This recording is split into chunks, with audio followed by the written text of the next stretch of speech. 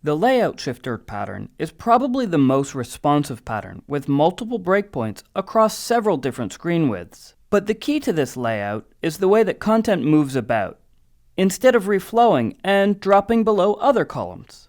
Flexbox really shines here because we can use the order CSS attribute. Amazing! Because so much can change in each layout, it does require a bit more planning to maintain. I'll go for something a bit more complex this time. In order to get the layout I want, I've wrapped the light blue div and the green div inside container 2. I've made one small change to the container class from the last example, and I've set its width to 100% so that the element inside takes up the full width. When no breakpoint has been hit, only the default styles are applied, making each element 100% width stacked on top of the other. When the first media query is hit at 500 pixels, the breakpoint changes the dark blue and the container each to be width of 50%. The red div remains at 100% because we haven't changed it. At 600 pixels, things start to get really fun.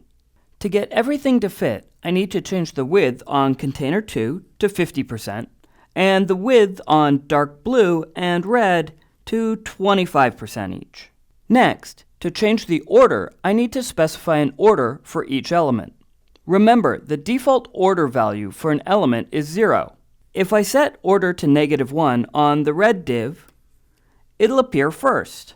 To get the dark blue element to show up last, I need to set its value to anything greater than 0, so 1. Let's take a look in the browser. It's all stacked to start, but as it gets wider and hits the first breakpoint, the dark blue goes to the left with light blue and green on the right, until finally it switches up again. Nice!